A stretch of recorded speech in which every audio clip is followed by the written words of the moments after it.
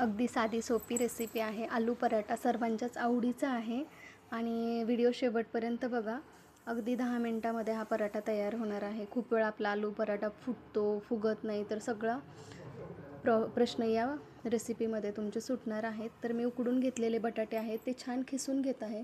काय होतं, आपण बटाटे खिसून घेतले की जेव्हा आपण पराठा लाटतो तेव्हा मध्येच बटाटे येत नाही आणि आपण एकसारखा पराठा लाटू शकतो आणि त्यामुळे आपला पराठा फुटत नाही. आणि जेव्हा आपला पराठा लाटताना फुटत नाही तेव्हा तो छान पद्धतीने फुगतो.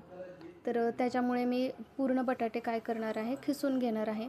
आणि खिसलेल्या बटाट्यामध्ये पूर्ण मसाला आपण खाली मिक्स करून पण ची भाजी बनवू शकतो आणि त्याचा पराठा करू शकतो. आणि आपण फोडणी देऊनही करू शकतो, दोन्ही पद्धतीने. तर आज मी फोडणी देऊन करणार आहे. कढईमध्ये तेल घेतलं आहे. तेल छान तापलं काय करायचं, मस्त जिरी मोहरी टाकून घ्यायची आणि थोडं कमी टाकायचं, खूप जास्त टाकायचं नाही आहे. आणि याला छान लसूण, अद्रक, कोथिंबीर आणि कढीपत्त्याची पेस्ट टाकायची आहे. आणि या भाजीला अद्रक ही टाकलीच पाहिजे, त्यामुळे काय होतं, भाजीची टेस्ट खरंच खूप छान लागते. नक्की एकदा ट्राय करून बघा. अद्रक आणि गरम मसाला हवंच ह्या भाजीला, तेव्हा त्याची टेस्ट छान येते. आणि हा हिरव्या मिरचीचा ठेचा बनवून घेतलेला आहे, तो या छान तेलामध्ये टाकून तळून घ्यायचा आहे. त्यामुळे मिरचीचा कच्चेपणा निघून जातो आणि लहान मुलं किंवा म्हातारे व्यक्ती असतील तर त्यांना ही मिरची भाजत नाही. आता छान तळून घेतल्यावर थोडंसं आपल्याला हिंग टाकायचं आणि छान मिक्स करून घ्यायचं आहे.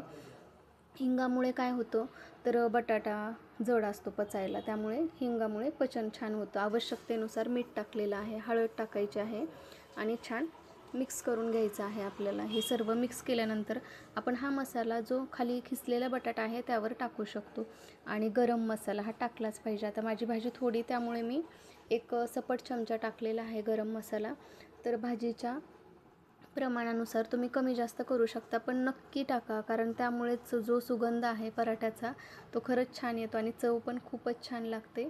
आता हे छान मसाला तर तयार झालेला आहे. यामध्ये आता मी काय करणार आहे, जे आपण खिसून घेतलेला बटाटा आहे तो टाकायचा आहे, किंवा हा मसाला तुम्ही बटाट्यावर टाकून हाताने मिक्स केला तरीही चालेल. आणि हे टाकलं की 2 मिनटामध्ये गॅस बंद करणार आहे, कारण याला काही थोडं जास्त शिजवायची गरज नसते, कारण आपण बटाटं उकडून घेतलेलं आहे. आणि कढीपत्ता पण आपण जेव्हा लसूण कुटून घेतो ना तेव्हा टाकल्यामुळे काय होणार आहे, जेव्हा आपण पराठा लाटतो तेव्हा मध्ये मध्ये कढीपत्ता येणार नाही आणि पराठा फुटणार नाही आहे.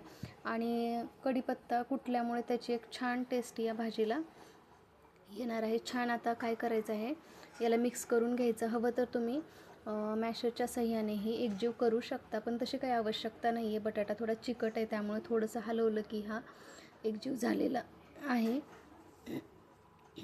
मस्त अशी हिरवीगार कोथिंबीर टाकायची आहे आणि कोथिंबीर थोडीशी बारीकच कट करा, जास्त देठ यामध्ये येऊ देऊ नका, कारण अजून लाटताना देठ आलं की पराठा फुटायची शक्यता असते. त्यामुळे काय करा, एकदम बारीक कोथिंबीर कट करून टाका आणि कोवळी टाका. शक्यतो आपण कुटूनही टाकलेली आहे, त्यामुळे थोडीशी कमी प्रमाणात टाकली तरी काहीच प्रॉब्लेम नाही आहे.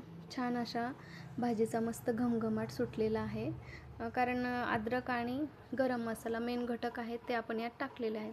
आता कणिक मी मळून ठेवलेली होती अगोदरच. कणकेचा गोळा करून त्याची छान पारी बनवून घ्यायची आहे, ज्याप्रमाणे आपण पुरणपोळीला बनवतो त्या पद्धतीने त्याची छान पारी बनवून घ्यायची आहे. आणि कणिक खूप घट्टही नाही आणि खूप पातळही नाही, मीडियम आहे. ज्या पद्धतीनं भाजी आहे तशीच आहे. आणि जेवढी कणिक आहे त्याच्यापेक्षा थोडी जास्त भाजी घ्यायची. आणि भाजी टाकल्या जेव्हा आपण ह्या पारीमध्ये टाकतो तेव्हा वरून थोडंसं पीठ टाकायचं आहे. त्यामुळं काय होतं, पराठा फुटत नाही आणि छान फुगतो. नक्की या पद्धतीने एकदा ट्राय करून बघा. आणि छान आपण ज्याप्रमाणे पुरणाची पोळी करताना उंडा बनवून घेतो त्याप्रमाणे उंडा बनवून घ्यायचा आणि वर थोडीफार कणिक आली तर ते काढून घ्यायचे आहे. आणि कणकेमध्ये टाकून काय करायचं, हाताने थोडंसं त्याला सगळीकडे एकसारखं फिरवून घ्यायचं आहे. यामुळं काय होतं, भाजी कडेपर्यंत पोचते.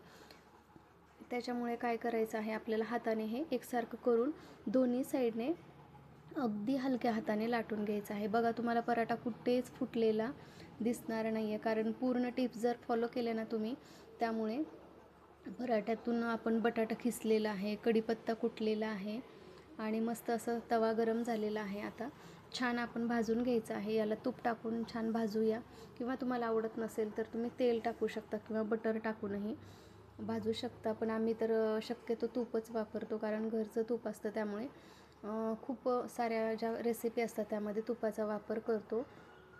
तुम्ही बटरही वापरू शकता. मस्त असा पराठा छान भाजत आहे. कोणाला अगदी सॉफ्ट पराठा आवडतो तर कोणाला थोडा कुरकुरीत आवडतो, तर त्या पद्धतीने तुम्ही भाजू शकता. तर आमच्यात मुलांना थोडासा कुरकुरीत पराठा आवडतो, थोडा कडक भाजायचा आहे. त्यामुळे तुम्हाला जर सॉफ्ट हवा असेल तर तुम्ही लवकर तूप लावू शकता त्याला आणि लवकर भाजून घेऊ शकता. त्यामुळे पराठा सॉफ्ट होतो. आणि जर कडक करायचा असेल तर थोडासा भाजल्यावर तूप लावा. त्याच्यामुळे पराठा काय होतं, कडक होतो आणि खायला छान लागतो. मस्त असा टम्म फुगलेला आहे पराठा, बघू शकता तुम्ही. सर्व बाजूनी तूप छान लावून घेतलेला आहे. आणि हा पराठा तुम्ही टोमॅटो सॉस किंवा शेजवान चटणीसोबत खाऊ शकता. आणि हा असाच जरी तोडून खाल्ला ना तरीही खायला खरंच खूप छान लागतो. आता सर्व पराठे मी अशाच पद्धतीने बनवून घेणार आहेत. प्रत्येक पराठा हा फुगतोय, तुम्ही बघू शकता.